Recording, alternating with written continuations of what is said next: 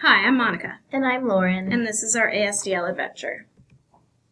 This year, our modern learning team decided to focus on authentic student-directed learning. It was a little challenging to figure out what it would look like at the secondary level, but here's what we tried in our classes.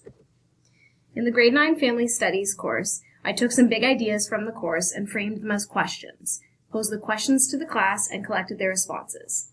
I was pleasantly surprised that responses were on point with the curriculum. They voted on the topics based on importance and essentially provided me with my calendar. I simply used my professional judgment to plot how long things might take. So many of the topics students determined as important were topics I had already planned from teaching the course many times before, but I had students tell me how they wanted to learn the topics, giving me more planning ideas and allowing their voices to be heard. In the grade 10 Food and Nutrition, I outlined the big topics that we had to cover in the curriculum, like Canada's Food Guide and body image, gave out 11 by 17 pieces of paper with each topic on it, and had students write down what they wanted to know about each topic. Then I populated that list into a Padlet, sent that out to students, and had them brainstorm ways that they wanted to learn about each of those things. We realized that the students needed a little more direction to think of creative activities for learning, so we created this student-directed activity planner. In grade 9 Family Studies, for example, I had students and partners complete this for 5 topics per partner to help them come up with different and engaging ways to learn. I'd previously taught about the importance of sleep for adolescent development and learning, and each time my students would ask me, "Can we have a nap?" And each time I'd respond with, "I can't actually let you nap in class." But this semester I asked myself, why not? Allowing them to have a nap and experience for themselves the benefit of sleep is the most authentic I can make this lesson. During the 30-minute activity, I led 10 minutes of guided meditation to help students relax. And sure enough, about 85% of the class actually fell asleep.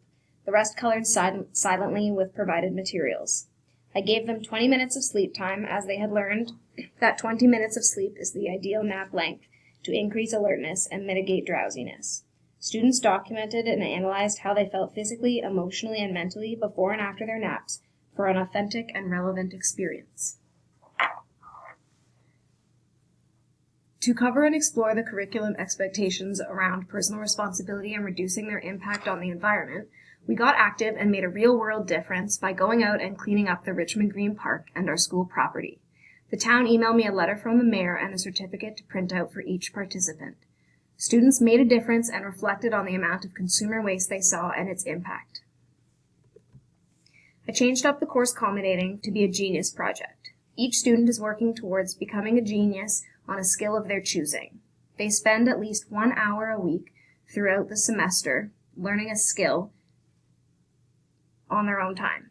I've got students learning sign language, learning digital photography, building hockey sticks, attempting to find and make the best burger recipe possible, just to name a few.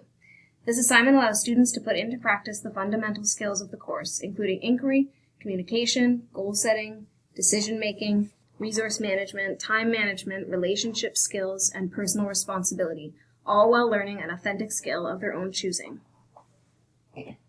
In the grade 10 Food and Nutrition course, I had them do a learning journal for each of the topics that we covered, so they could summarize their learning, connect it to the unit question, which was how to achieve optimal health, and then record any questions that they still had.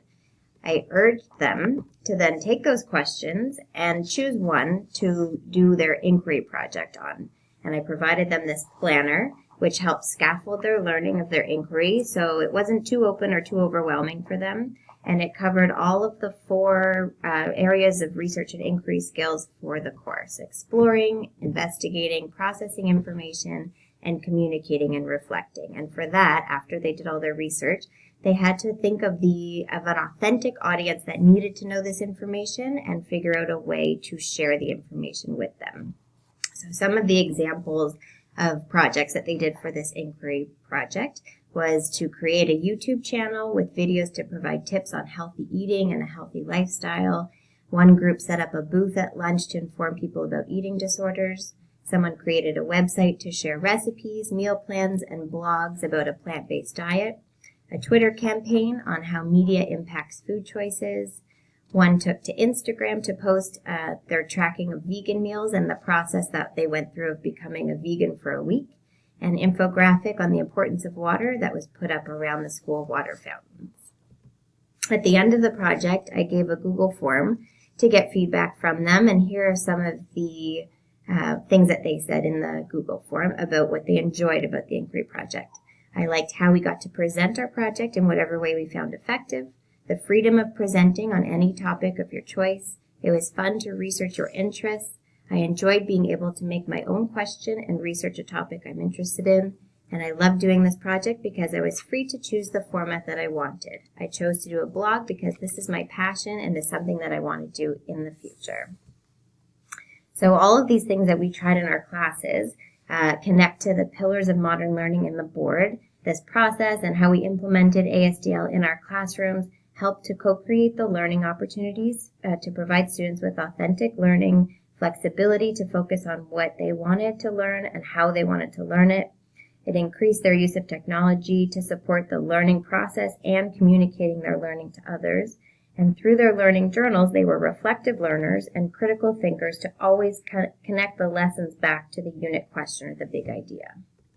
If you have any questions, feel free to contact us. Thanks for watching!